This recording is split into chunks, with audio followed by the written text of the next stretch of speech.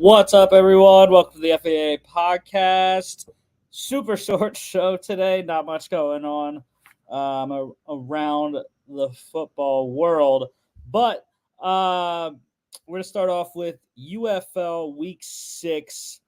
And it was a pretty solid weekend for UFL football, I would say. The Birmingham Stallions continue their onslaught 6-0, 39-21 over the Memphis Showboats, clinching the first playoff spot in the UFL this year. Stallions atop the USFL conference. Top two teams in each conference make it to the UFL playoffs. Adrian Martinez and this offense continue to absolutely dominate. 23 of 36, 63.9%, 369 yards, 4 touchdown passes. Also ran 5 times for 25 yards and had 3 2-point conversions. All 3 of those conversions going to tight end Jordan Thomas. Absolutely unstoppable for the Stallions on those 2-point conversions. The Showboats, pretty solid effort on offense. They put up the most points against Birmingham of anyone in the UFL this season, 21. However, the defense was just not there. Couldn't stop Adrian Martinez, like I mentioned. Case Cook is battered once again, 15 of 23, 65.2%, 115, 1 touchdown, 2 fumbles, though. Those were costly both times it happened. The second one, really a horrendous play by Case Cook, is you have to be able to hold on to the ball, man. It happened the next play after Memphis got a turnover on defense. So it was really a kind of momentum-killing possession. Birmingham goes down, scores a touchdown right before halftime, and pretty much ended the game there. Troy Williams came in for Cookus, second straight game. 6 of 13, 46.2%, 65 yards, a touchdown, a pick, 2 carries, 11 yards, and a 3-point conversion that looked to keep Memphis in the game at that point. Darius Victor was the leading rusher in this one, 11 carries, 42 yards, 3 catches for 9 yards on 6 targets.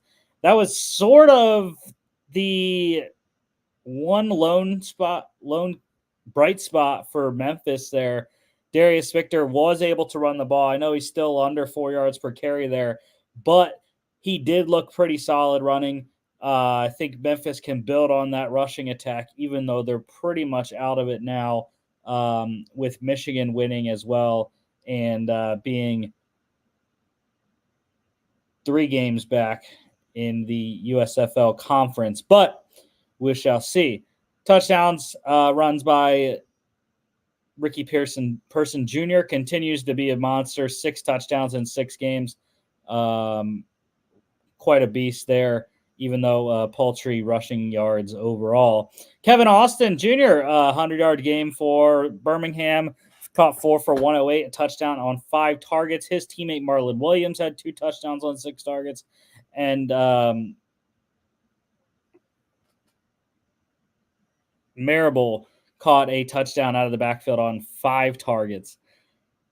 The lone touchdown on the day for the Memphis offense came from D. Anderson, or I should say 2 touchdowns there. D. Anderson and Sage Surratt catching the touchdowns on the Memphis side. And defensively, I'm going to go with Birmingham defensive end Dondre Tillman.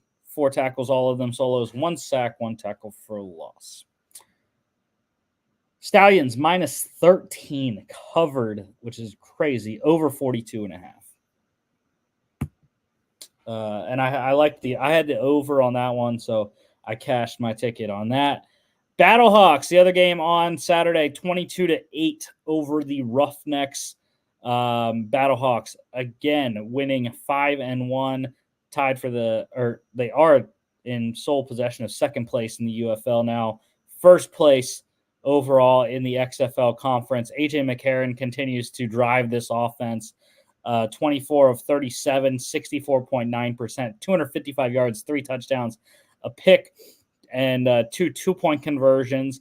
Reed Sinnett for the Roughnecks, Not too bad of a day. 19 of 34, 55.9%, 135 yards. But again, kind of like I mentioned last week, if this St. Louis defense can continue to play like it had last week against DC in DC, and it did this week, I mean, they are definitely a competitor with Birmingham, and we're going to see that game this weekend. We'll preview that on Friday, but I think they have a really good shot, and it's going to be, I think, the UFL championship preview that we're going to see this coming weekend. Mark Thompson led the game in rushing for the Roughnecks, 13 carries, 45 yards, a touchdown, caught 2 balls for 14 yards as well. Hakeem Butler continues to be a monster, y'all. 6 catches, 134 yards, 2 more touchdowns on 8 targets. This guy, he has now 31 receptions for 478 yards and 5 touchdowns, guys. He is absolutely wrecking every day and every week. So Butler looking to punch his ticket back to the NFL, where he was a 4th-round draft pick of the Arizona Cardinals a few years ago. Also catching a touchdown was St. Louis wide receiver Stephen Mitchell Jr., who had a pretty good day. Excellent catch before halftime for the touchdown. And defensively, I got to go on the losing side there. Defensive end Chris Odom for the Roughnecks. 5 tackles, 4 solos, 1 sack, and 3 tackles for loss. Battlehawks, minus 11 covered, under 47. I cashed the minus 10.5 right before the game went.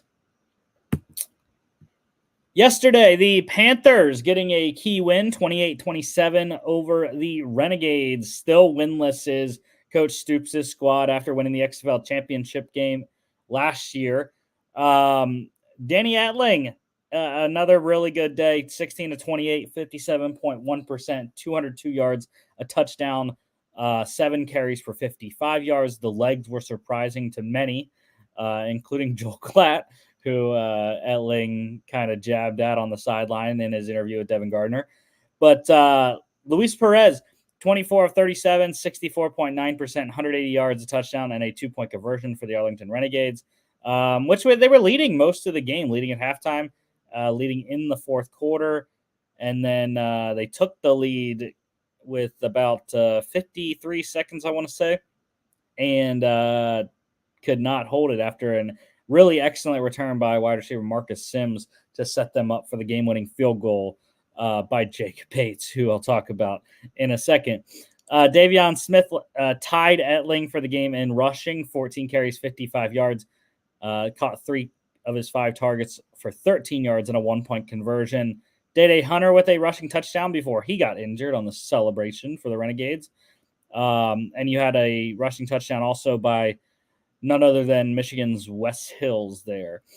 Marcus Sims, I mentioned him on the kick return, but he also led the game in receiving for the Panthers. 4 catches, 67 yards on 6 targets. Touchdown receptions coming in the way of Arlington tight end Sal Cannella, Michigan wide receiver Siosi Mariner, and a 14-yard rushing touchdown for Arlington wide receiver Javante Payton. Defensively, I am going to go with Arlington defensive end Vic Beasley, 4 tackles, 2 solos, a sack, and a tackle for loss. And, of course, the man of the hour, the man of the league, kicker Jake Bates, delivering once again 5 for 5 on his field goals, 60-yarder for a long in this game. He has hit 3 from 60 now, 60, 62, and 64. 2 of those, or one of those being game winner in week 1 against St. Louis. But the Panthers are for real. I do think they're the weakest of the top 4 teams. However, I think they are pretty solid, and if it comes down to a kick, they're going to win every time with Jake Bates at the helm. Superstar in Michigan. The Renegades, the lone underdog to cover this weekend, plus 3.5, over 42.5. And the final game yesterday, my DC Defenders getting back to 500, 18-12 over the Brahmas. Really, really solid defensive effort by defensive coordinator Greg Williams. I was impressed by the patience, like they kept talking about on the broadcast, sitting back in that too high safety look, really just inviting the run because, San Antonio had thrown it more than anyone in the league, but they wanted to invite the run. They wanted to stop the pass, and that's what they did. It got very frustrating watching it at times because John Lovett was just ripping off gains left and right of 10-plus yards. However, it worked out in the end. They got the stop because of that. They scored enough points, and then at the end, obviously, San Antonio having to throw, they got the key stops playing that same defense and won the game there. Jordan Ta'amu, 14 of 22, 63.6%, 179, 1 touchdown. Quinn Dormady, 16 of 26, only 79 yards on that, though. That was really a key thing. DC kept the ball in front of them in the passing game, rallied up and tackled. 1 touchdown, 1 pick, 3 carries for 30 yards and a fumble. John Lovett, career high in UFL lead, 23 carries, 153 yards. Like I said, that's a UFL record this year. And 2 catches for 1 yard and a touchdown. I was impressed by DC. DC had a good running game for the first time in a while. Darius Higgins was a big catalyst of that. 63 yards on 13 carries, 4.8 yards per carry. Cameron Harris also over 4 yards a carry. He also scored on the day. Big day, 100-yard effort by Kelvin Harmon. And he's a guy that contested ball catcher all day. His touchdown was a contested ball up high. He caught another one for a key third down that pretty much salted the game away. And 8 receptions, 101 yards, touchdown on 12 targets on the day. Monster effort by Kelvin Harmon. Defensively, I am going to go with DC defensive tackle TJ Barnes. 4 tackles, 3 of them solos, 1 sack, 2 tackles for loss. DC corner Michael Joseph, also a big day tackling, 13 tackles, 10 of them solos, a tackle for loss, pass deflection, a forced fumble. The defenders covered -1.5, under 41.5.